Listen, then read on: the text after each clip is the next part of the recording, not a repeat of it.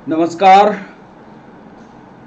मैं doctor Ramanivas Sharma Raman YouTube channel पर सभी बच्चों का, सभी लर्नर्स का बहुत बहुत स्वागत है। आज के सेशन में हम रिप्रोडक्टिव सिस्टम का थ्योरेटिकल लेखा जोखा लेकर के आपके सामने। इसके पहले वाले वीडियो में हमने आपसे सवाल पूछे थे और जब लाइव सेशन चल रहा था तब आप लोगों ने सवाल करने में दिक्कत की थी और कहा था कि सर सवाल जो हैं वो नहीं बन पा रहे हैं। तो हमने तय किया कि पहले इसकी आपको थ्योरी बताई जाए, पहले थ्योरेटिकल डिस्कशन किया जाए और फिर इसके बाद इस पर सवाल पूछे जाए। तो आज के सेशन में हम रिप्रोडक्शन पर एक नज़र, जैसा कि हमने लिखा है human reproduction at a glance, एक नज़र पर रिप्रोडक्शन होता कैसे है ह्यूमंस पर, उसके लिए हमने 15 महत्वपूर्ण पॉइंट, 15 महत्वपूर्ण पॉइंट्स तैयार किए हैं। यदि उन 15 महत्वपूर्ण बिंदुओं को आप ईमानदारी से समझ लोगे, ईमानदारी से पढ़ लोगे, तो कोई भी सवाल कहीं से भी, चाहे वो नीट हो, चाहे स्टेट पीएससी हो, चाहे यूपीएससी हो, चाहे एसएससी हो, चाहे नर्सिंग की कोई भी परीक्षा हो, किसी भी परीक्षा में आप बैठोगे वो उत्तर आपसे बनेगा। तो ये थ्योरेटिकल डिस्कशन आज हम आपके साथ करेंगे। पहले तो उन 15 महत्वपूर्ण बिंदुओं को आपको लिखाएंगे, इसके बाद चित्रों के द्वारा उन सभी 15 बिंदुओं को आपको समझाएंगे। सेशन के अंत में 5 सवाल आपसे पूछेंगे और उन 5 सवालों का जवाब तरीके से उसी क्रम में आपको उत्तर देते चलेंगे। और जब इसका अगला वीडियो आएगा तब फिर रिप्रोडक्शन पर सिर्फ सवाल और सवाल पूछें। तो बच्चों, आपकी समझ में ये आ गया होगा कि आज के इस पूरे सेशन में कैसे हम रिप्रोडक्शन को एट ए ग्लांस कैसे आपको समझाते हैं, थ्योरेटिकल इसका डिस्कशन कैसे करते हैं, ये बात आपके समझ में अब आ चुकी होगी। कैसे थ्योरी को पढ़ते हैं इन 15 बिंदुओं पर, इन 15 बिंदुओं को एक बार लिख करके हम आपको समझाते हैं। तो सेशन की शुरुआत करें और पहला पॉइंट लिखें। इसके पहले आपको बताते चलें कि चैनल को लाइक करना, चैनल को शेयर करना, चैनल पर कमेंट लिखना, ये आपकी जिम्मेदारी है। आप देखिए और चैनल या क्लास खत्म होने के बाद कमेंट जरूर लिखा करिए। कैसा लगा ये वीडियो, कैसी लगी ये क्लास, कैसा रहा डिस्कशन, ये जरूर लिखा करिए। ये आपकी जिम्मेदारी है। पढ़ने के बाद सिर्फ पढ़ लीजिए, काम खत्म हो जाए, ऐसा मत कीजिए, जरूर इसके बारे में लिखा करिए। तो पहले पॉइंट पर एक चीज और आपको बता दें, मेल और फीमेल के लिए बायोलॉजी में 2 चिन्ह हैं। बहुत सारे बच्चों को ये जानकारी नहीं है। इसके लिए फीमेल के लिए आप देख रहे होंगे एक चित्र हमने बनाया है, एक गोलाकार संरचना हो और इस गोलाकार संरचना में ऐसा नीचे खींच करके प्लस का चिन्ह बना, उसको हम कहेंगे फीमेल। जब कभी भी हम इस चित्र का उपयोग करेंगे तो आप समझना हम फीमेल की बात कर रहे हैं। और जब चित्र में गोला हो और गोले चित्र में तिरछा तीर लगा हो तब आप समझना कि हम मेल की बात कर रहे हैं। 2 बातें ध्यान रखना, इन चित्रों को बार बार हम मेल और फीमेल ना लिख करके सिर्फ इन चित्रों को लिख देंगे तो आप समझ लेना ये चित्र फीमेल का होगा और ये चित्र मेल का होगा। ये बेसिक जानकारी है। जो बच्चे नीट की तैयारी कर रहे हैं, जो पीएससी की तैयारी कर रहे हैं, जो 11th 12th वाले हैं, उनकी बुक में ये सारे चित्र दिए हैं। उनको इन चित्रों की भावनाओं को, चित्र की बातों को समझना चाहिए कि यदि ऐसा चित्र बना हुआ है तो ये फीमेल का है और यदि ऐसा चित्र बना हुआ है तो ये मेल का है। तो अब चले सेशन के महत्वपूर्ण सेशन की ओर और पहला पॉइंट हम आपके सामने लिखने जा रहे हैं रिप्रोडक्शन। रिप्रोडक्शन की थ्योरी एक नज़र में उन 15 महत्वपूर्ण बिंदुओं को आपको हमारी समझाने की भी जिम्मेदारी है। तो पहले तो आप उन महत्वपूर्ण बिंदुओं को लिखिए। पहला पॉइंट हम लिख रहे हैं, कि मानव या ह्यूमन लैंगिक रूप से जनन करने वाले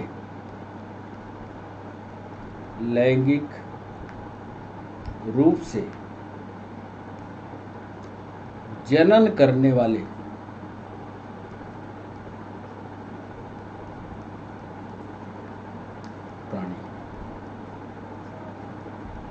माने मनुष्य जो होता है उसमें जो रिप्रोडक्शन होता है वो सेक्सुअल प्रकार का होता है। सेक्सुअल का मतलब होता है जिसमें मेल और फीमेल रिप्रोडक्टिव सिस्टम की यूनिट जो है वो अलग अलग हो। तो मानव लैंगिक रूप से जन्म करने वाले प्राणी हैं, जिसमें आगे लिखे देते हैं, जिसमें नर और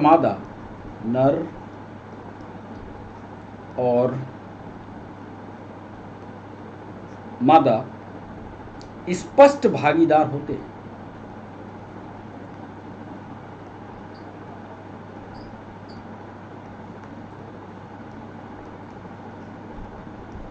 तो पहली बात ये स्पष्ट हो गई रिप्रोडक्शन में कि मनुष्य जो है सेक्सुअली रिप्रोड्यूस होता है।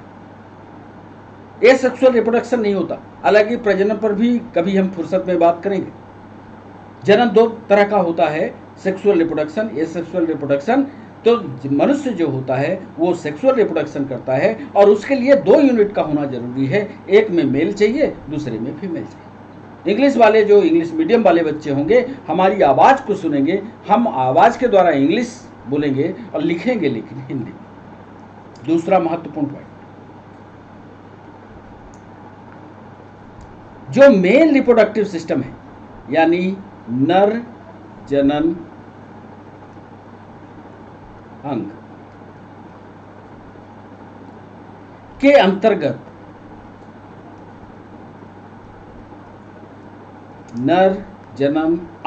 अंतर्गत मेल रिप्रोडक्टिव सिस्टम के कौन कौन से पार्ट हैं, कौन महत्वपूर्ण पार्ट है? नर जनन अंग के अंतर्गत एक जोड़ी टेस्टिस, एक जोड़ी वृषण,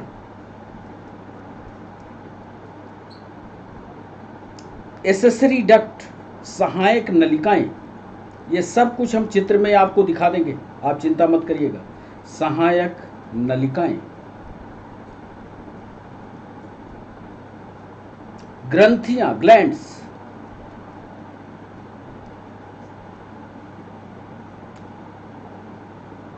तथा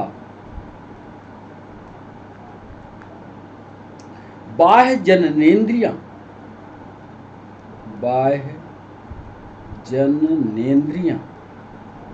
जननेंद्रिया को जेनाइटिला कहते हैं। इसकी हिंदी भी लिख दें, अंग्रेजी भी लिख दें, जेनेटिला।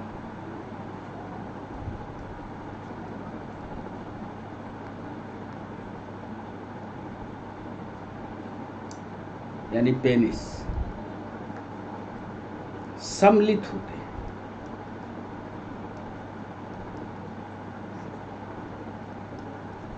ऐसे महत्वपूर्ण 15 पॉइंट आपको बताने हम जा रहे हैं, जिसमें मेल और फीमेल रिप्रोडक्टिव सिस्टम को, ये यदि आपने 15 पॉइंट पढ़ लिए हैं तो कोई भी प्रश्न आएगा उसका आप जवाब कर लेंगे। और ऐसा ही नोट्स कॉम्पिटिटिव एग्जाम में आपको बना लेना चाहिए, नोट्स ऐसे ही बनेगा। चलिए तीसरा महत्वपूर्ण पॉइंट, तीसरे महत्वपूर्ण पॉइंट में प्रत्येक टेस्टिस में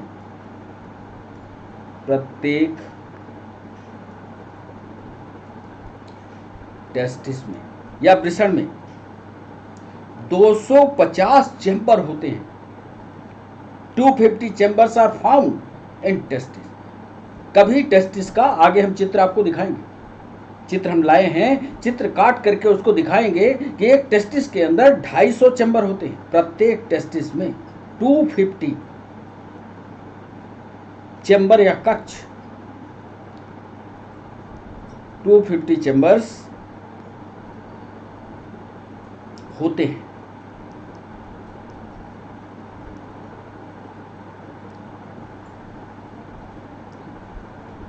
जो, अब ये कॉम्पिटिटिव सवाल है, जो टेस्टिकुलर लोब्यूल्स कहलाते हैं, याद कर लेना, टेस्टिकुलर लोब्यूल्स कहलाते हैं। और इसी टेस्टिकुलर लोब्यूल्स के अंदर की बात कर रहे हैं, ये चित्र में आगे आपको दिखाएंगे। और लिख लो आगे, और प्रत्येक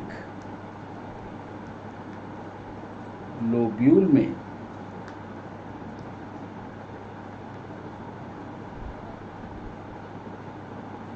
एक से लेकर के 3 तक, कंपटीशन का सवाल है, 1 से लेकर के 3 तक, 1 भी हो सकता है, 2 हो सकता है, मैक्सिमम 3 हो सकता है। तो हमने लिख दिया 1 से लेकर के 3 तक अति कुंडलित, भाषा को समझना, अति कुंडलित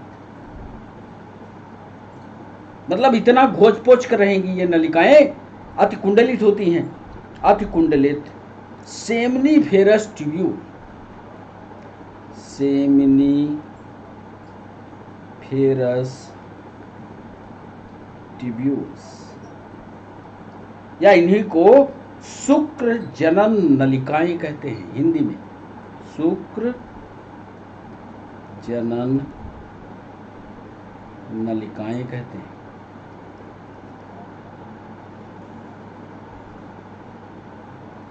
पाई जाती है।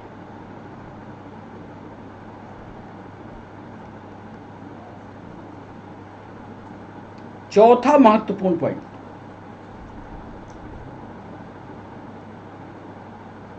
ये जो सेमनीफेरस ट्यूब्यूल होगी, नीट में, पीएनएसटी में, यूपीएससी में यहां से सवाल पूछता है। कहां से? सेमनीफेरस ट्यूब्यूल से।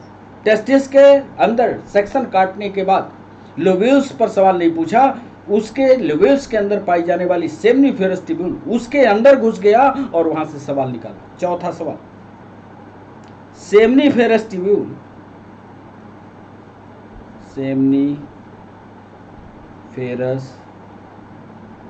ट्यूब्यूल्स में 2 प्रकार की कोशिकाएं होती हैं। याद रखना बच्चों, में 2 प्रकार की सेल्स पाई जाती है।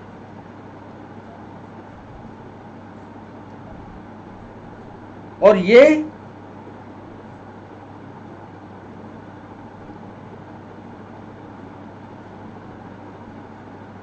क्या कहती हैं? एक को कहते हैं नर जनन कोशिकाएं,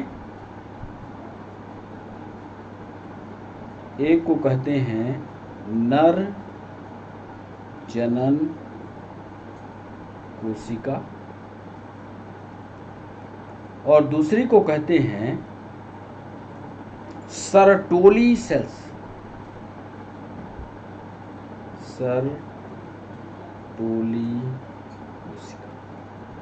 पहले तो नाम याद कर लो, इसी पर ऑब्जेक्टिव पूछेगा। 2 तरह की सेमनीफेरस में कोशिकाएं होंगी, एक को कहेंगे नर जनन कोशिका या मेल रिप्रोडक्टिव सेल, या दूसरी को कहेंगे सर्टोली सेल्स। नर जनन कोशिका क्या करती है? इसका काम होता है स्पर्म का निर्माण, स्पर्म फॉर्मेशन। और सर्टोली कोशिकाएं जो होती हैं, इन्हीं स्पर्म को न्यूट्रिशन देती हैं, पोषण, न्यूट्रिशन। 2 के बारे में जरूर पढ़े।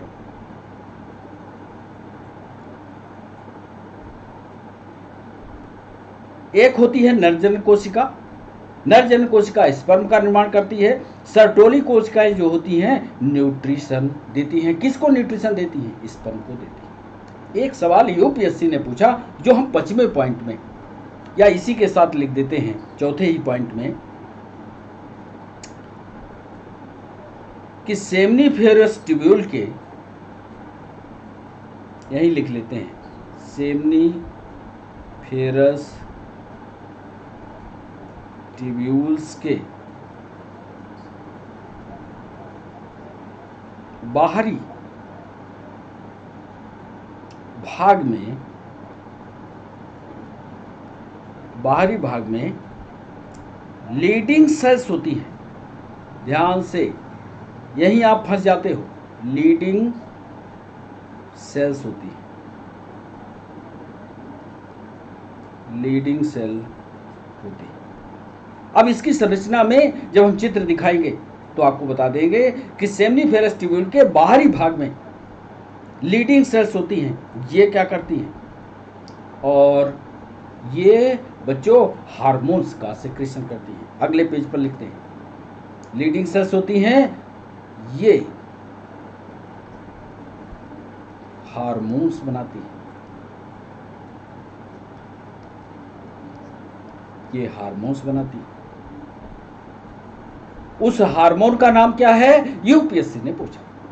सेमनीफेरस ट्यूब्यूल के बाहरी दीवार पर कौन सी कोशिकाएं होती हैं? याद रखना, लीडिंग सेल्स होती हैं। और लीडिंग सेल्स कौन सा हार्मोन बनाती हैं? वो हार्मोन्स कहलाता है एंड्रोजन। ये हार्मोन्स बनाती हैं जिसे एंड्रोजन हार्मोन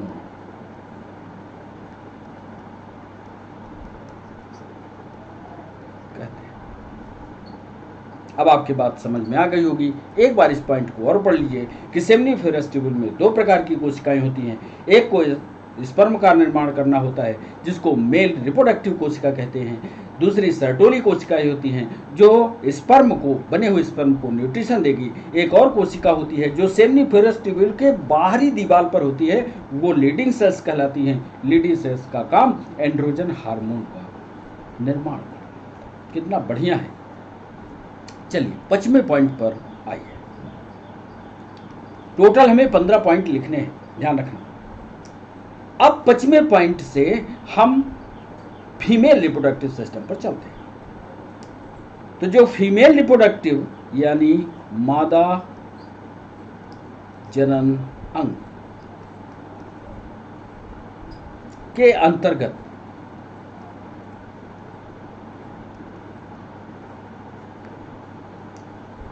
एक जोड़ी ओवरी, वन पेयर ओवरी,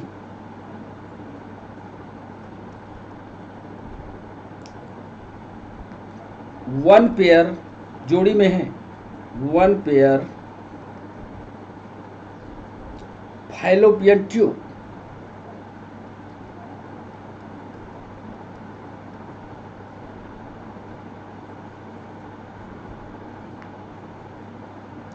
एक वन यूटेरस गर्भाशय, एक गर्भाशय,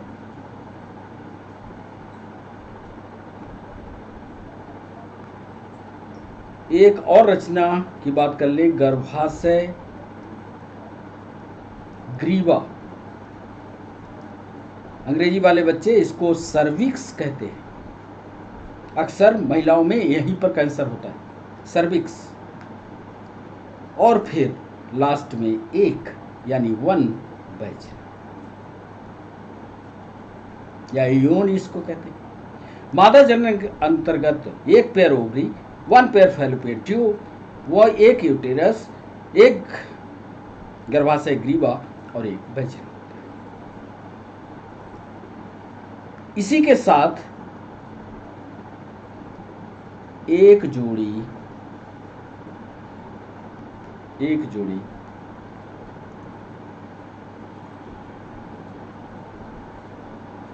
स्तन ग्रंथियां भी,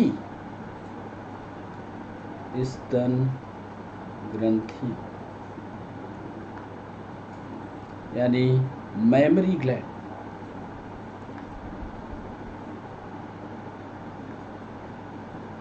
पाई जाती है। ऐसा टू द पॉइंट करने का हमारा मकसद यह है कि आपको सारी चीजें याद हो जाए। मादा जनन अंग में क्या होगा? एक जोड़ी अंडाशय होगा, एक जोड़ी फैलोपियन ट्यूब होगा, एक यूटेरस होगा, एक सर्विक्स होगा, एक वैजिना होगा और एक जोड़ी मैमरी ग्लैंड। तो ये था हमारा 25वां पॉइंट। 6वें महत्वपूर्ण पॉइंट पर, जिसको नीट अक्सर इस सवाल को दोहराता है और आपसे पूछता है। यदि आपसे पूछा जाए कि primary organ female reproductive system का कौन है, प्राथमिक अंग कौन सा है या महत्वपूर्ण अंग कौन सा है, हमेशा जवाब दीजिएगा जो हम लिखने जा रहे हैं 6वें पॉइंट पर, अंडाशय यानी ovary, ovaries. Female reproductive ovary एक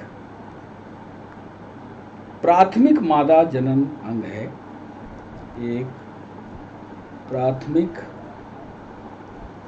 मादा जनन अंग है जो ओवा, जो अंडप या इसको ओवा बोलते हैं अंग्रेजी में, जो अंडप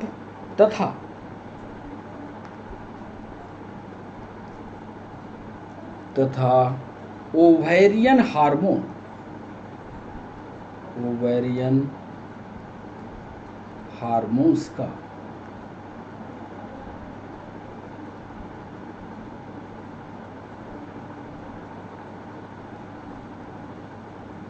उत्पन्न करता है।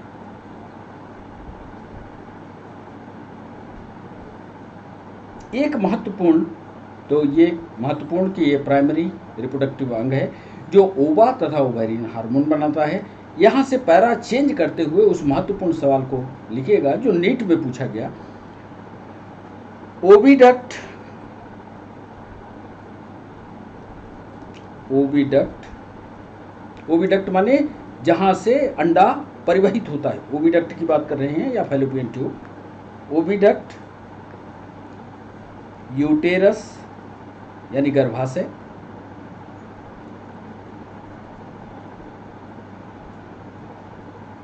वैजिना यानी यौन, वैजिना,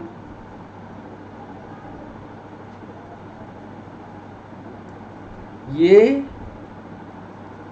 सहायक मादा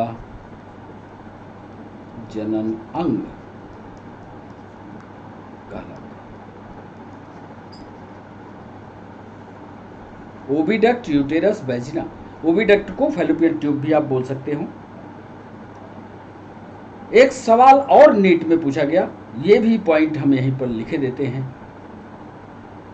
कि ओविडक्ट जो होता है यानी फैलोपियन ट्यूब, ओविडक्ट में, ये सब चित्र में हम दिखा देंगे आपको, ओविडक्ट में 3 प्रमुख भाग होते हैं, 3 प्रमुख भाग होते हैं। बोले साहब कौन कौन से होते हैं? एक को कहते हैं कीपक, हिंदी वाले बच्चे, कीपक, अंग्रेजी में इसको इनफंडीबुलम कहते हैं। इनफंडी, चित्र में दिखाएंगे, डरना नहीं, इनफंडीबुलम। दूसरे को तुम्बिका बोलते हैं, तुम्बक के आकार का होता है, तुम्बिका, इसको अंग्रेजी में बोलते हैं एम्पुला। तथा इस्थमस, तथा संकीर्ण पथ, पतला हो जाता है तो इसको संकीर्ण पथ, अंग्रेजी में इसको इस्थमस।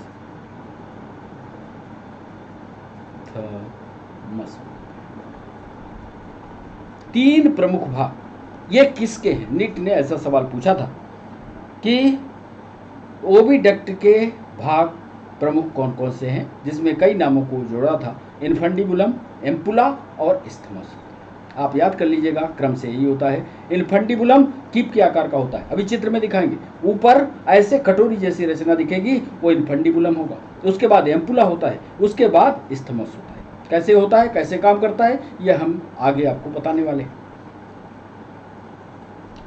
अब ओवरी की बात हो गई। 7वें पॉइंट में हम यूटेरस पर जो सवाल पूछे जा सकते हैं उसको हमने शामिल किया। यूटेरस या गर्भाशय को बॉम्ब बोलते हैं, W, याद कर लेना, WOMB, बॉम्ब बोलते हैं। एक सकरी, पहले लिख लो, एक सकरी गर्भाशय ग्रीवा,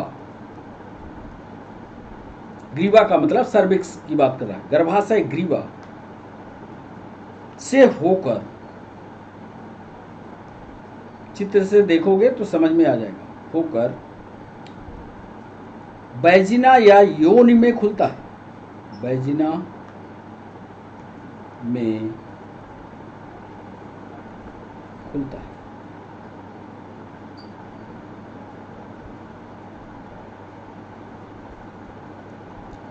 फिर इसके बाद यूटेरस वाला हिस्सा आएगा, तो बम मतलब उधर से इस्थमस वाला, पहले इन्फंडिबुलम हो गया, फिर एम्पुला हो गया, फिर इस्थमस हुआ, इस्थमस जा करके कहाँ खुल गया, यूटेरस में खुल गया, यूटेरस फिर नीचे की ओर बढ़ा, एक सकरी कैविटी से होता हुआ यानी सर्विक्स से होता हुआ वैजिना के द्वारा बाहर खुल गया। अब जो सवाल यूपीएससी ने पूछा, देखिए कितनी गहराई से सवाल पूछता है। आप सोचते होगे सरल पढ़ लेंगे काम हो जाएगा, नहीं, ऐसा नहीं होगा। आपको कठिनाई के उन सवालों को पढ़ना ही होगा, तभी आपसे उत्तर बनेगा। 8वें पॉइंट पर या इसी का 7वें पॉइंट का ही पार्ट लिख रहे हैं। जो फीमेल की या मादा की जो वैजिना होती है उसके 3 पार्ट होते हैं, याद कर लो, वैजिना में 3 पार्ट होते हैं। आगे हम चित्र में दिखाएंगे। फीमेल के वैजिना के अंतर्गत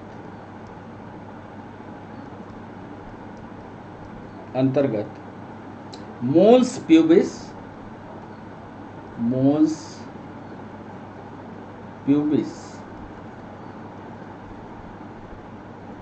लेबिया मेजोरा,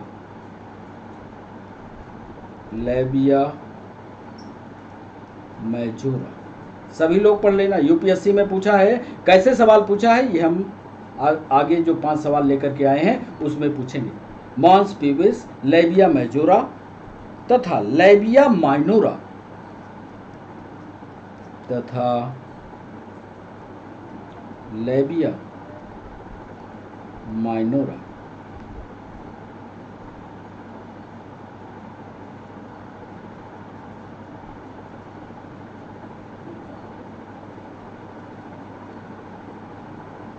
फीमेल की वैजिना के अंतर्गत मॉन्स प्यूबिस, लेबिया मेजोरा तथा लेबिया माइनोरा के अलावा, ये तो 3 प्रमुख हैं, के अलावा हाइमेन, ये सब चित्र में हमें भी दिखा देंगे, हाइमेन तथा क्लाइटोरिस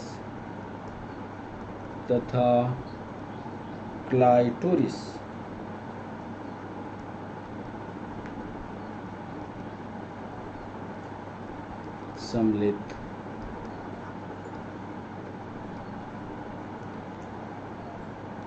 जो योनि का या वैजिना का मेजर पार्ट होता है, 3 भागों में से मिलकर के बनती है।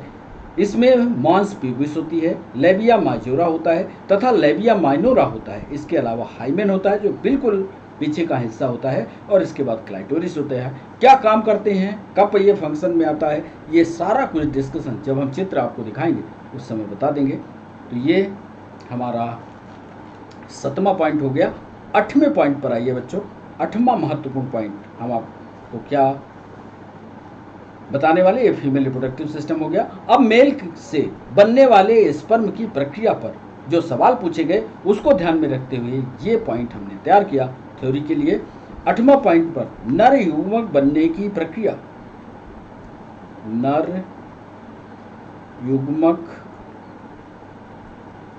बनने की प्रक्रिया,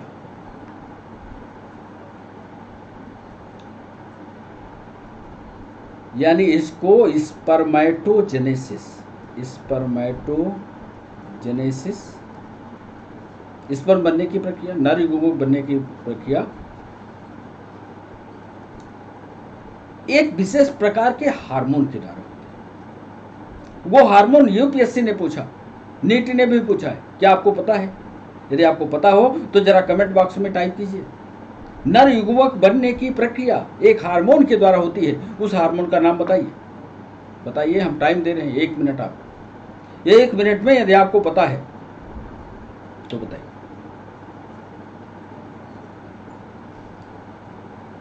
नहीं तो लिखें नर युग्मक बनने की प्रक्रिया। पता है? नहीं पता होगा। गोनैडोट्रॉपिक रिलीजिंग हार्मोन लिख लो,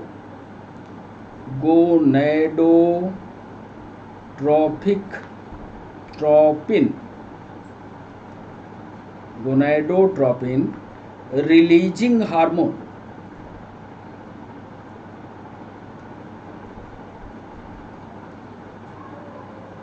पेपर में कुछ इस तरह लिखा था। कैसे लिखा होगा याद किए रहना, कैपिटल जी छोटा एन, कैपिटल आर और कैपिटल एच। गोनैडोट्रॉपिक रिलीजिंग हार्मोन के स्रावन में पर्याप्त वृद्धि के कारण, श्रावण के पर्याप्त वृद्धि के कारण। अब ऐसा नहीं है कि ये गोनैडोट्रॉपिन हार्मोन एक 5 साल के बच्चे में तैयार हो जाएगा, उसमें स्पर्म बनने की प्रक्रिया शुरू हो जाएगी। इसके लिए किशोरावस्था का आना जरूरी ही है। जब हम उम्र की बात आपको बताएंगे, कभी समय लगा तो उम्र की हार्मोन की बात बताएंगे, उस समय इन हार्मोन का डिस्ट्रीब्यूशन करके बताएंगे कि कब ये हार्मोन गोनैडोट्रॉपिन रिलीजिंग हार्मोन बनता है।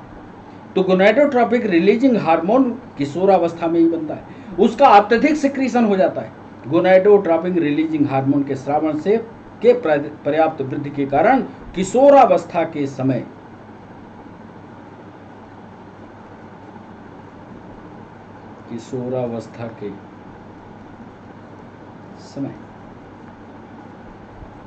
शुरू हो जाती है।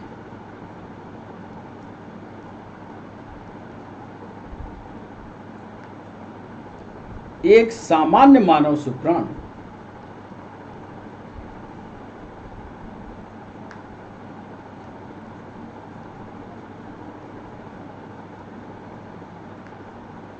की संरचना, स्पर्म का भी चित्र लाए हैं, आगे हम आपको दिखाएंगे स्पर्म की संरचना कैसी होती है। उस पर भी कॉम्पिटिटिव सवाल पूछे गए हैं। एक सामान्य स्पर्म की संरचना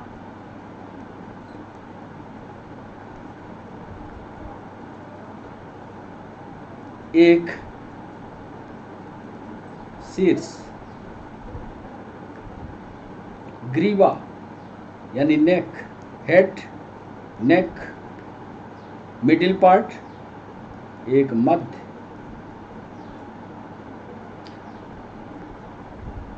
तथा पुच्छ से मिलकर यानी टेल, पुच्छ टेल से मिलकर बनी होती है। स्पर्मेटोजेनेसिस में जो हार्मोन बना वो गोनैडोट्रॉपिक रिलीजिंग हार्मोन था। उसके सिक्रीशन से पर्याप्त वृद्धि के कारण किशोरावस्था के समय यह प्रक्रिया शुरू होती है और एक सामान्य मानव जो स्पर्म की संरचना होती है।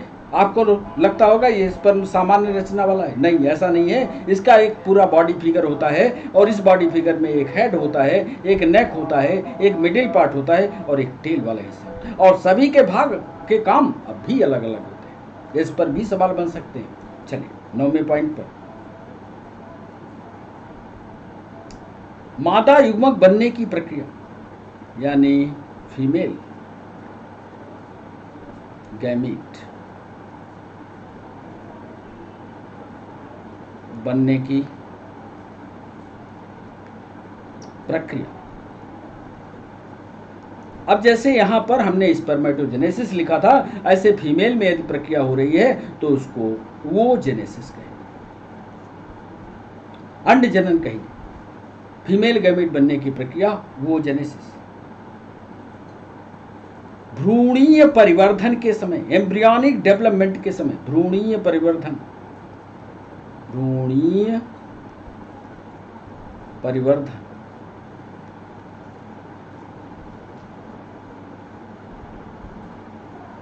के समय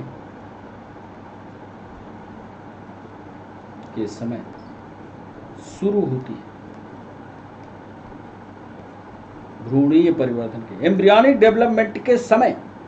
अब ये आपसे समय पूछा जाए कि अंडे बनने की प्रक्रिया कब शुरू होती है, तो एम्ब्रियोनिक डेवलपमेंट के समय ही शुरू होगी।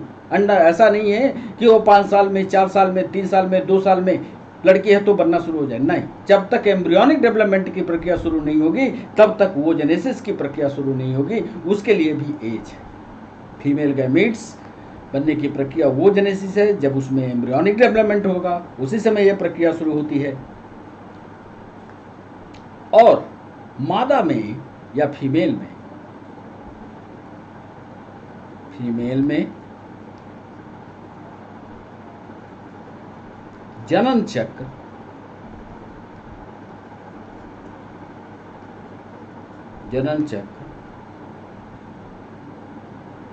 आर्तव चक्र कहलाता है।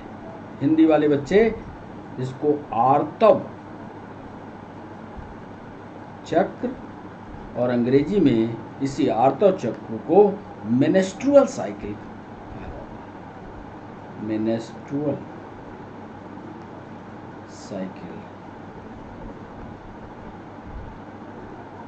कहा जाता है। फीमेल गैमीट बनने की प्रक्रिया वोजेनेसिस, भ्रूणीय परिवर्धन के समय शुरू होती है। फीमेल में जनन चक्र, आर्तव चक्र को मेनेस्ट्रुअल साइकिल कहा जाता है। चलिए, अब इस मेनेस्ट्रुअल साइकिल में आपको तो लगता है मेनेस्ट्रुअल साइकिल एक सामान्य प्रक्रिया है, लेकिन इसमें भी स्टेजेस होती हैं। इस पर भी नीट ने नर्सिंग में, एसएससी में सवाल पूछेंगे। तो 10वां पॉइंट लिखने जा रहे हैं। 10वें पॉइंट में यानी मेनेस्ट्रुअल साइकिल की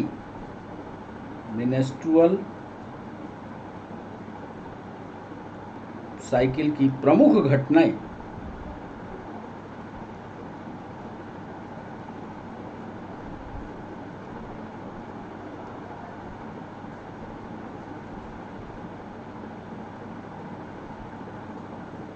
घटनाएं निम्नांकित है। ऐसा लिख लीजिए, नोट्स बनाते समय ऐसा लिखेंगे, निम्नांकित हैं, तो आपको याद है। जिसमें पहली अवस्था को कहते हैं पुटकीय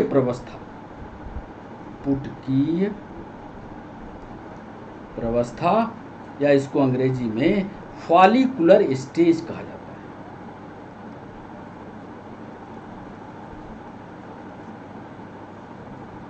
दूसरी प्रवस्था को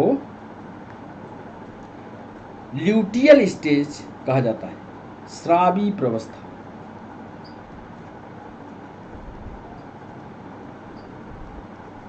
अंग्रेजी में इसको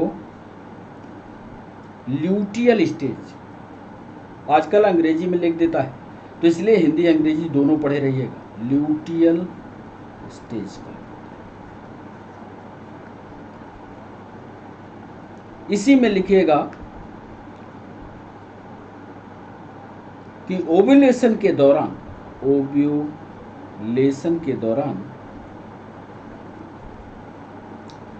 अब जब फॉलिकुलर और ल्यूटियल स्टेज के द्वारा परिणाम क्या होगा, अंडा ही बनेगा और ये अंडा बाहर आएगा। तो ओव्यूलेशन के दौरान ओवा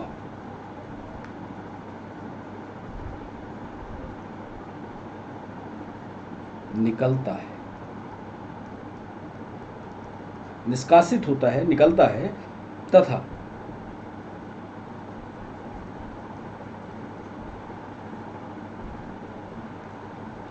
ओवरी, ध्यान रखना, ओवरी तथा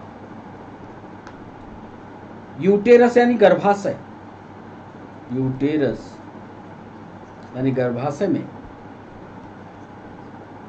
चक्रिक परिवर्तन होने लगते हैं। चक्रिक परिवर्तन होने, मतलब दो स्टेज में पहले प्रक्रिया होगी, फॉलिकुलर और ल्यूटियल में। और जब फॉलिकुलर और ल्यूटियल की स्टेज में परिवर्तन होगा, यानी अंडे का निर्माण हो जाएगा, तभी परिवर्तन होता है किसमें, ओवरी में और यूटेरस। यहीं से पता लग जाता है। और ये चक्रीय जो परिवर्तन होता है, यही चक्रीय परिवर्तन मेंस्ट्रुअल साइकिल की कहलाता है। आगे हम आपको मेंस्ट्रुअल साइकिल का भी डायग्राम आपको दिखाएंगे, क्या होती है मेंस्ट्रुअल साइकिल।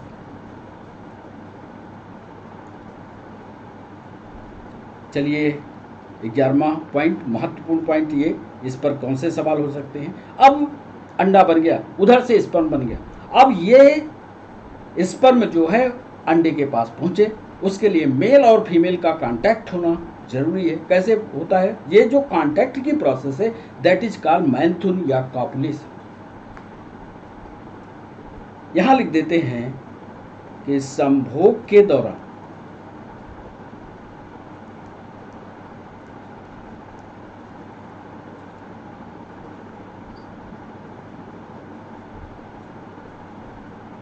पेनिस द्वारा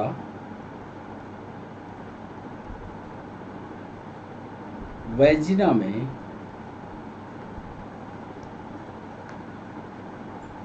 स्पर्म डाल दिया जाता है।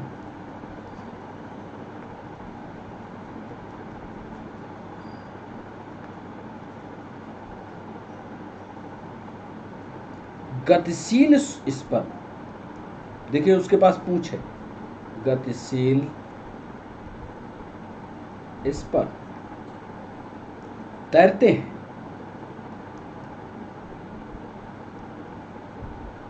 हैं, तथा अब यूटेरस वाला रास्ता पकड़ेंगे, यूटेरस वाले रास्ते से होकर के फैलोपियन ट्यूब की ओर चले जाएंगे, तैरते हैं, तथा फैलोपियन ट्यूब में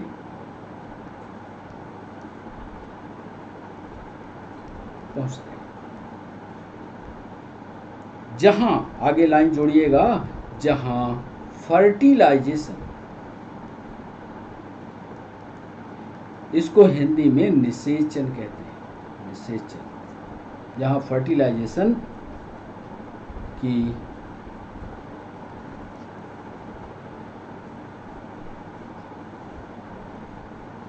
प्रक्रिया पूर्ण होती है। फर्टिलाइजेशन का मतलब है मेल और फीमेल का न्यूक्लियस आपस में मिल जाए, यानी जायगोट का निर्माण।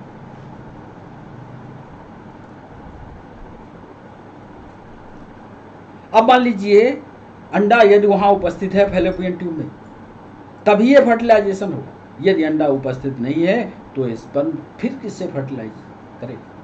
तो अंडे का उपस्थित रहना वहां पर जरूरी है। तो यही ब्रैकेट में यदि ओवम उपस्थित है, तभी ये फर्टिलाइजेशन की प्रक्रिया पूरी हो। तो ये 11वां पॉइंट। 12वां महत्वपूर्ण पॉइंट जिस पर सवाल ऑब्जेक्टिव बनते हैं, निषेचन के पश्चात, यानी फर्टिलाइजेशन के पश्चात अब मेल और फीमेल के आधे आधे क्रोमोसोम मिल गए, आधे आधे पश्चात जायगोट, इसको क्या बोलते हैं हिंदी में, युग्मनज, युग्मनज जायगोट बनता है। ये 2x होता है, बनता है। इसके पश्चात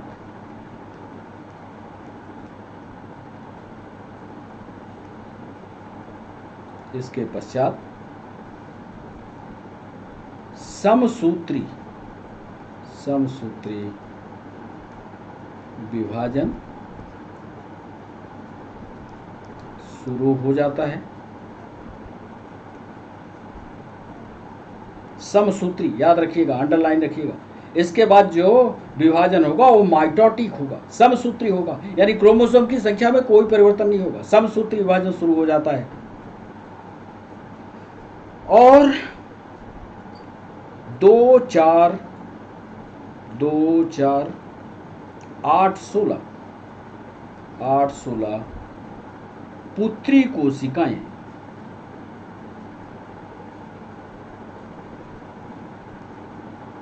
या इनको डॉटर सेल्स कह सकते हैं, डॉटर सेल्स कहते हैं, बनती है। इसी लाइन को आगे कंटिन्यू करते हुए फिर लिखते हैं, जो आगे विभाजित हो, नीट में पूछा गया इसी साल का सवाल, जो आगे विभाजित होकर के एक विशेष प्रकार की रचना बनाती है और ये रचना कहलाती है ब्लास्टोसिस्ट। लिख लीजिएगा, जो आगे विभाजन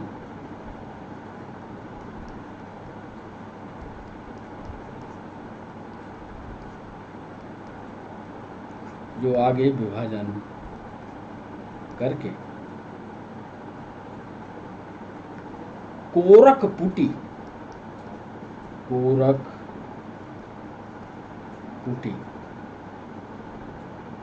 या ब्लास्टोसिस्ट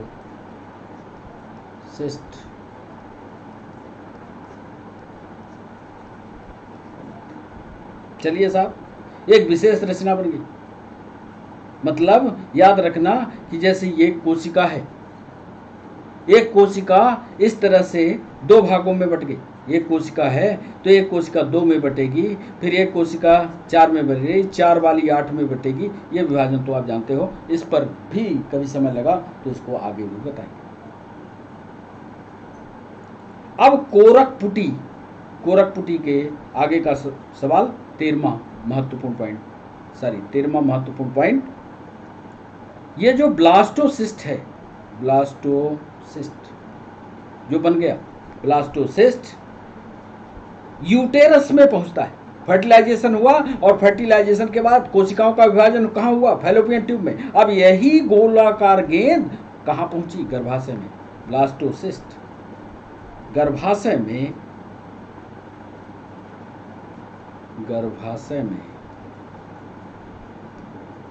फिक्स होता है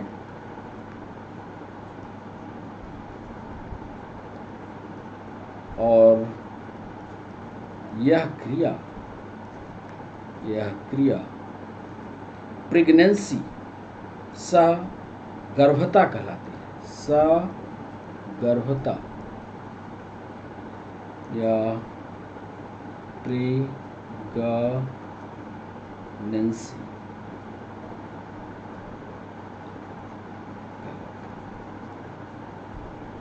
चौदहवां महत्वपूर्ण पॉइंट फिर आपको लिख करके बताते हैं कि फीटस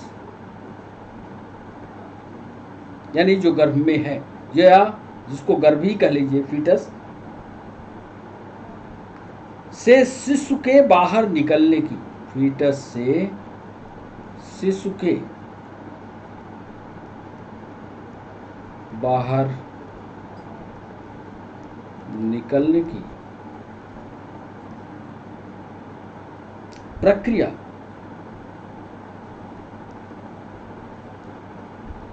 प्रसव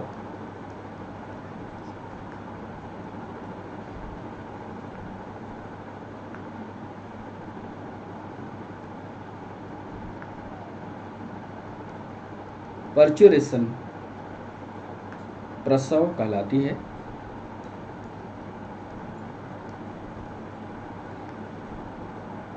प्रसव के संकेत, प्रसव ध्यान से लिखना, प्रसव के संकेत, प्रसव होना है, इसका संकेत कहां से मिलता है? प्रसव के संकेत पूर्ण विकसित गर्भ,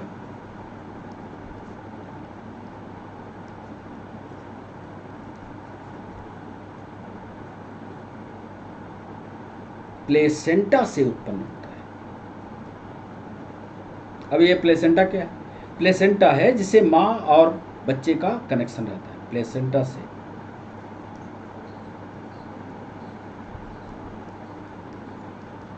से उत्पन्न होता है। और 15वां और अंतिम पॉइंट जो आपके कॉम्पिटिटिव के लिए जरूरी है कि प्रेगनेंसी के समय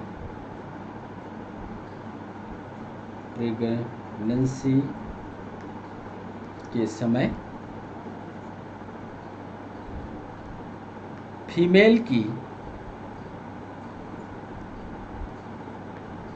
मेमोरी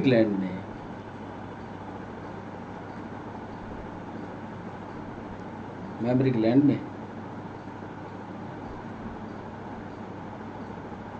डिफरेंशिएशन होता है।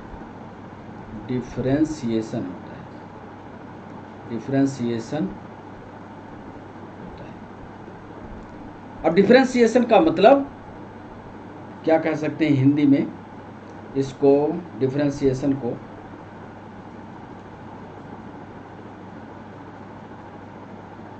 विभेदन कह लीजिए। विभेदन का मतलब जैसी पहले रहेगी मेमोरी ग्लैंड उसमें कुछ चेंज हो जाएगा, आकार भी बदल सकता है, उसके कलर में परिवर्तन आ जा सकता है। ये सारी परिवर्तन ये एक जटिल प्रक्रिया है। इसको कभी विस्तार से आपको समझाएंगे कि प्रेगनेंसी के समय फीमेल के मेमोरी ग्लैंड में डिफरेंशिएशन होता है तथा जन्म के पश्चात, ध्यान से लिखिएगा, तथा जन्म के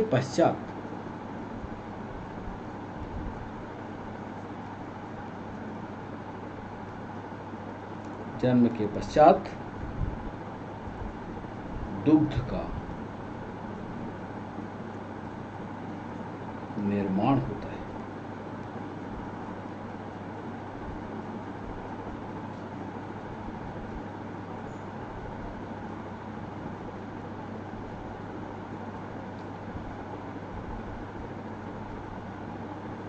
और जो प्रथम दूध निकलता है, इसी में लिख लीजिएगा, ये यूपीएससी में सवाल पूछा गया था, जो प्रथम माता का दूध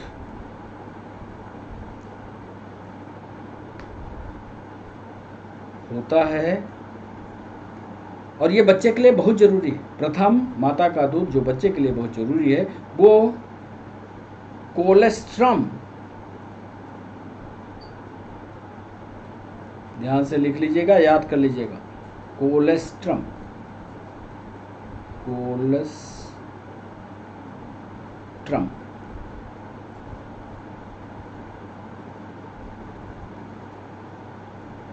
कहा जाता है। एक बात ये, कोलेस्ट्रम उसको कहा जाता है, तथा जो माता प्रथम स्तनपान कराती है बच्चे को, उस माता को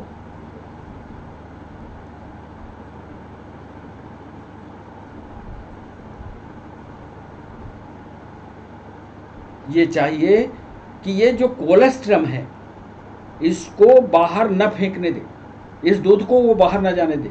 गांव में या अक्सर जिनको जानकारी नहीं होती वो पहला दूध, जैसे ही बच्चा बाहर निकलता है वो पहले दूध को बाहर कर देते हैं, नहीं करिएगा।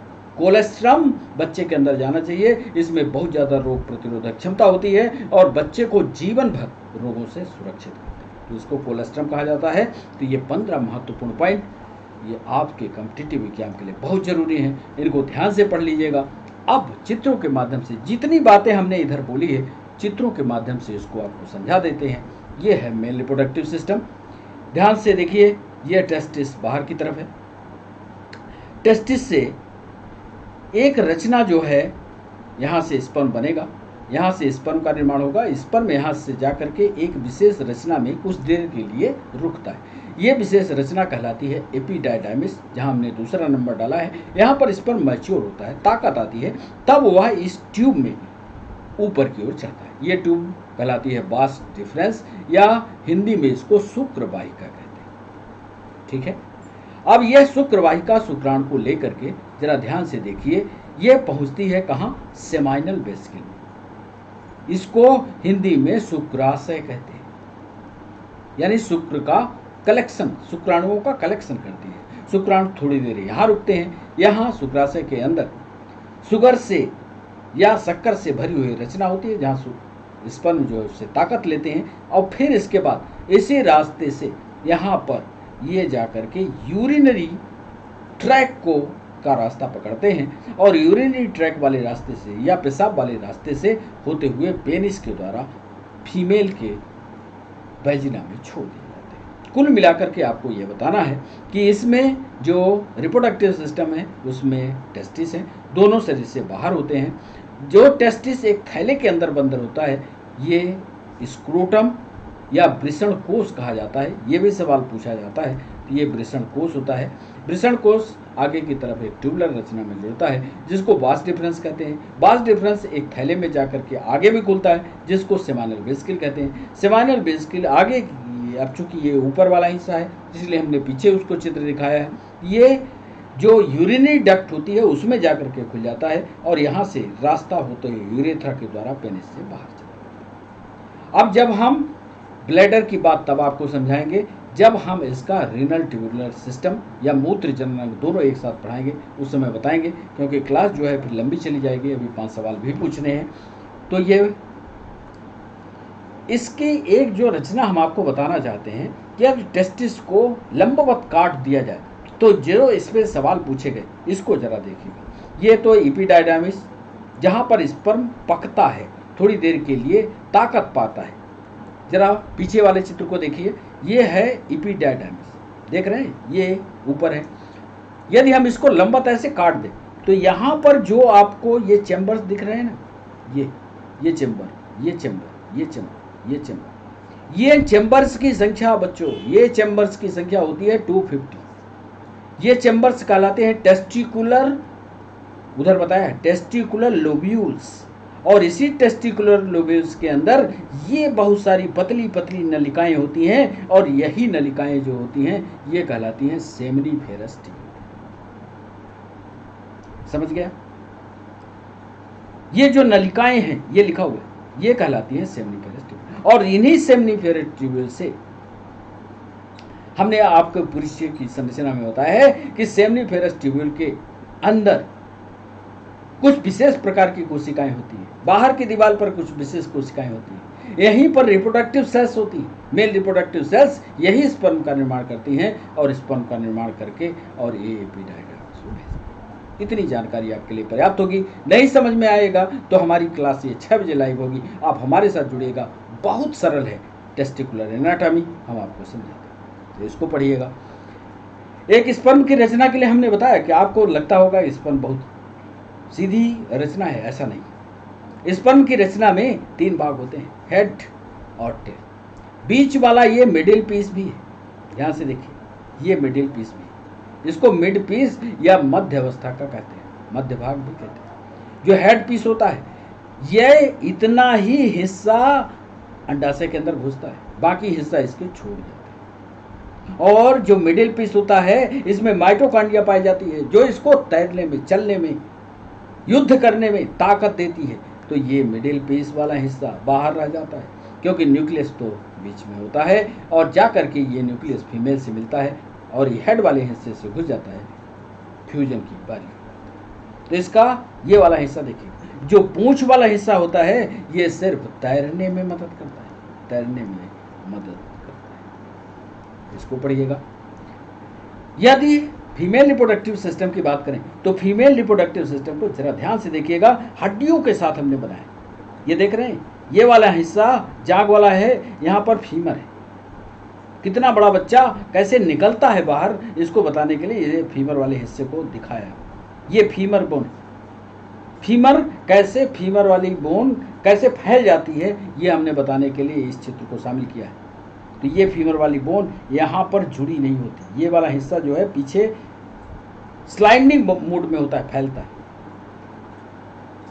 ये फीमेल रिप्रोडक्टिव सिस्टम में ये हिस्सा जो आप देख रहे हो ये ओवरी है, ये ओवरी है, 2 ओवरी होती है। ओवरी के ऊपर ये फनल वाला हिस्सा देख रहे हो, फनल वाला, फिर फनल वाला हिस्सा पीछे की तरफ ट्यूबुलर हो गया। ये रचना जो है फैलोपियन ट्यूब कहलाती है। हमने आपसे बताया कि फैलोपियन ट्यूब जो होती है 3 भागों से मिलकर के बनी होती है। आगे वाला हिस्सा बीच वाला हिस्सा और अंत वाला हिस्सा, नाम उधर लिखा हुआ है, पढ़ लेना उसको। और ये पूरा हिस्सा जा करके पीछे की तरफ बीच में जा करके विशेष रचना बनाता है, ये रचना कहलाती है गर्भाशय। ये वाला हिस्सा गर्भाशय होता है। अब यदि इसके विस्तार से रचना देखोगे तो ऐसा दिखता है, ये गर्भाशय वाली रचना। इसी गर्भाशय की बात हम कर रहे थे। ये वाला हिस्सा जो है यही ग्रीवा कहलाता है। इसी में प्रॉब्लम होती है, इसी में कैंसर जैसी रचना का निर्माण हो जाता है। ये वाला ग्रीवा वाला, ये वैजिना वाला हिस्सा है। वैजिना के बाद ग्रीवा आता है, ग्रीवा के बाद ये गर्भाशय वाला हिस्सा आता है। ऊपर यूटेरस, ये फैलोपियन ट्यूब। अब जब स्पर्म जो है वो वैजिना के थ्रू पहले सर्विक्स में जाता है और फिर यूटेरस से होता हुआ इस ट्यूब के रास्ते से पहुंचता है, फ्यूजन यहाँ होता है, ध्यान रखना, क्योंकि अंडा यहाँ से मूव करके यहाँ पर पहुंचता है, तो फ्यूजन या फर्टिलाइजेशन यहाँ पर। तो इस चित्र को समझ लेना, बिल्कुल स्पष्ट चित्र बनाओ। हमेशा ये भी याद रखना, आप ये कह सकते हो कि साहब 2 ओवरी है तो 2 अंडे बनेंगे, कभी ऐसा नहीं होता। एक बार में एक ही ओवरी एक्टिव होती है, एक तरफ ही अंडा बनता है। मान लो इस बार इस ओवरी से बना है तो अगली बार इस ओवरी से है। तो ये प्रक्रिया देखना। यदि यूटेरस में की संरचना आप देखोगे तो इसमें पेरिटोनियम होती है, मायोमेट्रियम होती है, एंड्रोमेट्रियम होती है। 3 तरह की यूटेरस में रचनाएं। नीट में ये सवाल पूछा गया था कि कितने लेयर से मिलकर के बनता है, तो तीनों लेयर हमने यहाँ पर बना दिए। ये कहलाती है पेरीमेट्रियम, जो बाहर की तरफ होती है। मायोमेट्रियम जो होती है वो बीच वाली होती है। एंडोमेट्रियम जो होती है अंदर वाली होती है। प्री का मतलब प्राथमिक, मायो का मतलब मिडिल या थोड़ी मोटी होती है, और एंडो का मतलब होता है आंतरिक। बस इतना आप समझना, ये वो वाली रचना है। ये जो वैजिना का संरचना है, वैजिना के स्ट्रक्चर है, उसके बारे में हमने उधर लेबिया आपको दिखाया। वैजिना की संरचना में 3 कैसे ये ओपन होती है, क्लाइटोरिस कहाँ होती है, ये रचना देखिए। इसमें ये वैजिनल पोर्शन होता है ये, और इसमें यूरेथ्रल ओपनिंग ऊपर होती है। इसके ठीक नीचे जहाँ ये यूरेथ्रल ओपनिंग होती है, ठीक इसके ऊपर ये रचना जो होती है क्लाइटोरिस होता है, ठीक ऊपर। और ये जो ऊपर बाहर की तरफ कवर करती हुई रचना होती है, ये कहलाती है इनर लेबिया, और जो बाहर की रचना होती है ये कहलाती है आउटर लेबिया। तो इस चित्र को उधर जो आपने थ्योरी लिखी है उसके साथ तालमेल बिठा लीजिएगा, उधर पढ़ते जाइएगा, चित्र देखते जाइएगा, तो आपके समझ में आएगा कि इनर लेबिया क्या है, आउटर लेबिया क्या है, यूरेथ्रल ओपनिंग क्या है, वैजिना की एक्चुअल पोजीशन क्या है, और क्लाइटोरिस कहाँ स्थित होती है। तो ये पूरी संरचना पढ़िएगा। मेंस्ट्रुअल साइकिल के बारे में कई बच्चों ने सवाल पूछा था, उसको भी हम बता दें आपको। मेंस्ट्रुअल साइकिल का जो टाइम पीरियड होता है कुल मिलाकर के 28 डेज का होता है। इतना तो सामान्य जानकारी आपको होगी। मेंस्ट्रुअल साइकिल, मेंस्ट्रुएशन कहा किसको जाता है, यदि हम आपको सामान्य वे में समझाएं, सामान्य वे में, तो 1 2 3 4 5 6 7 8, फिर 8 के 7 के बाद 8 9 10 11 12 13 14, ये जो पीरियड होता है 14 से लेकर के और 17 के बीच का, 14 एग्जैक्ट पीरियड को हमने इसमें बताया है। तो ये जो 8 से लेकर के 19 दिन के बीच का पीरियड होता है, ये पीरियड फर्टाइल होता है। 8 से लेकर के 19 दिन के बीच में यदि स्पर्म मिल गया ओवा को, तो फर्टिलाइजेशन हो ही जाएगा। याद रखना, ये चित्र याद रखना। 8 से लेकर के 19 दिन के बीच, फिर 20वें से लेकर के 28वें दिन के बीच में फर्टिलाइजेशन नहीं होगा। मतलब ये पूरी तरह से मुक्त अवस्था होती है। कितना भी कॉपुलेशन किया जाए, यहाँ पर अंडे और स्पर्म का मिलन नहीं हो सकता। पहले से लेकर के 7 दिन तक मेंस्ट्रुएशन का पीरियड हमने दिया है कि यदि 1 तारीख को मेंस्ट्रुएशन शुरू होता है तो 7 तारीख तक, 1 वीक तक ये प्रक्रिया जारी रहेगी। आपको ऐसे ही समझना है कि 1 तारीख को यदि शुरू होती है मेंस्ट्रुअल साइकिल तो 7 तारीख तक चलनी चाहिए। एक स्वस्थ जीवन के लिए मेंस्ट्रुअल साइकिल होती है। तो 1 से लेकर के 7 दिन तक ये चलती है, फिर 8वें दिन से लेकर के 19वें तारीख तक ये फर्टाइल स्टेज चलती है, फिर 20 से लेकर के 28 दिन तक ये अनफर्टाइल कंडीशन होती है, इसमें बच्चा नहीं पैदा हो सकता, बच्चा नहीं होगा। कहाँ से कहाँ तक? 20 से लेकर के 28 के बीच में। यदि बच्चा होना है तो 19 से लेकर के 8 के बीच में। इतने दिन जो होते हैं मेंस्ट्रुअल साइकिल को यदि 7वें दिन में समाप्त माना जाए तो 8 से लेकर के 19वें दिन में बच्चा हो सकता है, बच्चा होगा ही। यहाँ लिख लेना, यहाँ ये मेंस्ट्रुअल पीरियड होता है, तो ये टोटल गिनोगे तो ये 28 दिन का होता है। यही 28 दिन का जो समय होता है ये कहलाता है मासिक चक्र। तो ये हो गई मेंस्ट्रुअल साइकिल। अब 5 सवालों को हमने आपसे वादा किया है कि आपसे 5 सवाल भी पूछेंगे। पहला सवाल आपके स्क्रीन पर बच्चों, उदर गुहा, उदर, थोड़ा जल्दी करिएगा, उदर गुहा के बाहर यानी एब्डोमिनल कैविटी के बाहर टेस्टिस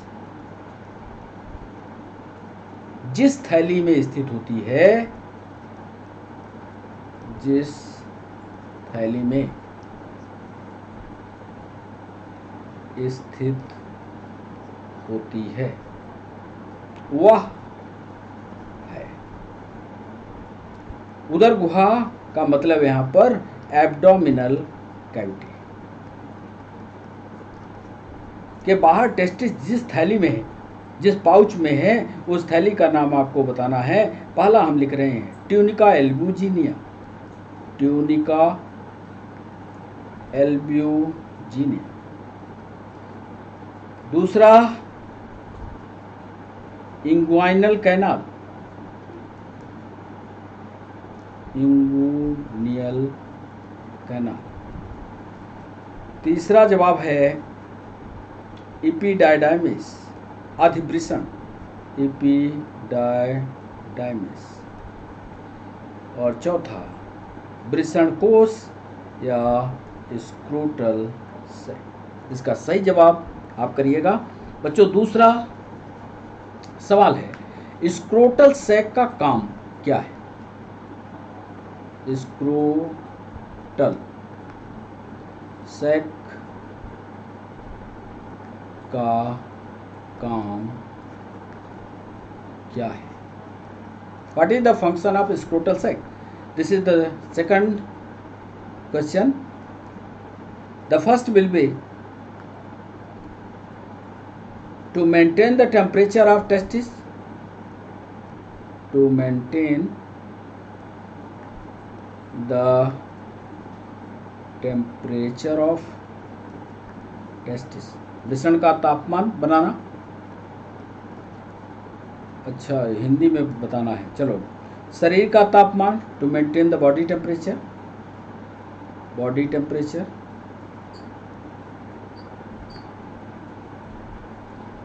बॉडी टेम्परेचर को मेंटेन करने का काम है स्क्रोटल सैक का। कि वृद्धि हार्मोन को, वृद्धि हार्मोन को मेंटेन करना। और चौथा सवाल, चौथा ऑप्शन दे रहे हैं नर हार्मोन के स्तर को, नर हार्मोन के स्तर को बनाना।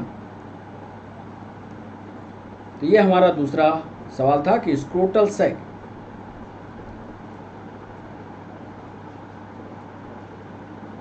वृषण कोश का काम क्या है, ये दूसरे सवाल पर बताना है। तीसरा सवाल, वृषण की लंबाई और चौड़ाई, ध्यान से इसको करना। टेस्टिस की लंबाई और चौड़ाई लगभग है, लगभग है। ये ऑप्शन दे रहे हैं, ये नीट में पूछा गया सवाल है। 4.5 सेंटीमीटर या 4 से 5 5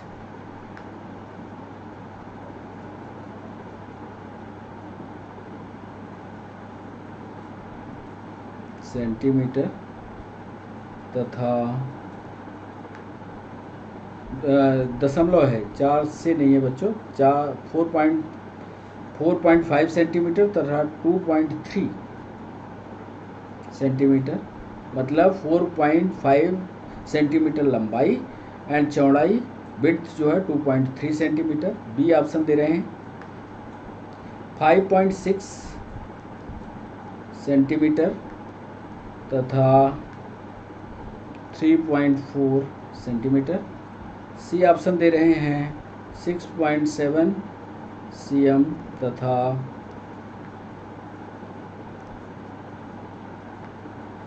4.5 सेंटीमीटर। और डी ऑप्शन दे रहे हैं 7.8 सेंटीमीटर तथा 8.9 सेंटीमीटर। सही ऑप्शन पर जवाब कीजिएगा। चौथा सवाल, प्रत्येक मानव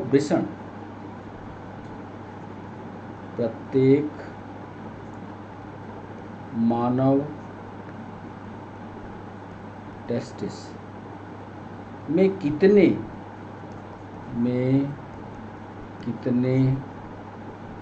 कक्ष या चेंबर लगभग होते हैं?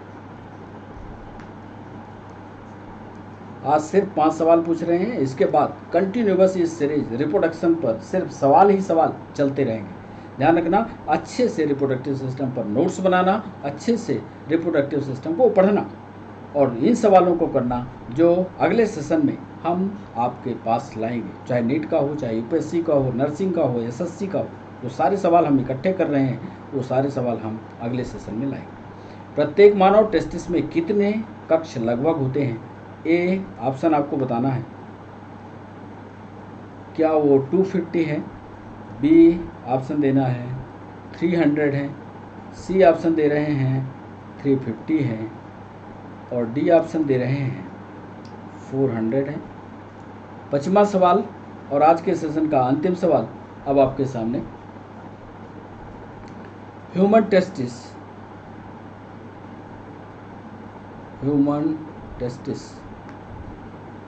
में उपस्थित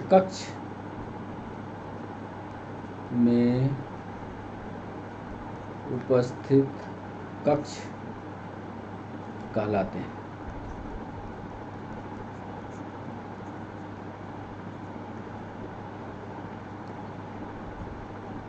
क्या कहलाते हैं? टेस्टिकुलर लोब्यूल,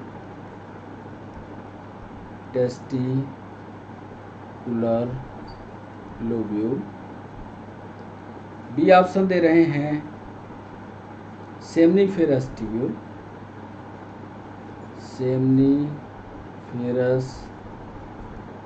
ट्यूब्यूल्स, ये सब पढ़ाया है अभी थ्योरी पर। सर्टोली सेल्स,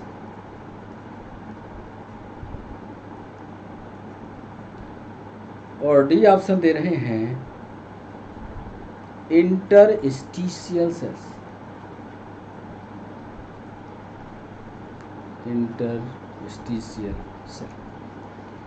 तो ये 5 सवाल, कितने सवाल आपसे बने इसका कैलकुलेशन कर लेते हैं। पहले सीधे सवाल पर चलते हैं। पहला सवाल हमने जो पूछा उसका सही जवाब है पहले सवाल का कि एब्डोमिनल कैविटी के बाहर टेस्टिस जिस थैली में स्थित होती है उसको वृषण कोश कहा जाता है। दूसरा सवाल, स्कूटर सैक का काम क्या है? स्कूटर सैक का काम है to maintain the temperature of testis, ताकि कम टेम्परेचर पर स्पर्म या शुक्राणुओं का निर्माण हो सके। टेस्टिस की लंबाई और चौड़ाई लगभग 4.5 सेंटीमीटर से 2.3 सेंटीमीटर चौड़ाई के हिसाब से होती है। इसको पढ़ लीजिएगा। चौथा सवाल, प्रत्येक मानव टेस्टिस में कितने कक्ष लगभग होते हैं? तो इसका जवाब है कि करीब पढ़ाया है अभी 250 होते हैं। और अंतिम 5वें सवाल में मानव वृषण में उपस्थित कक्ष जो है टेस्टिकुलर लोब्यूल्स कहलाते हैं, जिसके अंदर सेमनीफेरस ट्यूब्यूल्स होती हैं। ऐसी थ्योरी हमने आपको पढ़ाई है। बच्चों, अब सेशन को यहीं रोकना होगा। कैसा लगा सेशन ये ज़रूर आप अपने कमेंट बॉक्स में बताइएगा। यह सेशन हमारा 6 बजे आज लाइव होगा। उस समय हम लाइव सेशन में जुड़े होंगे। आपको कोई सवाल पूछना है तो आप पूछिएगा। चैनल को सब्सक्राइब करना, चैनल को लाइक करना और कमेंट लिखना मत भूलिएगा। तो बच्चों आज के लिए बस इतना ही, फिर मिलते हैं नए सेशन के साथ। तब तक के लिए बाय बाय, नमस्कार।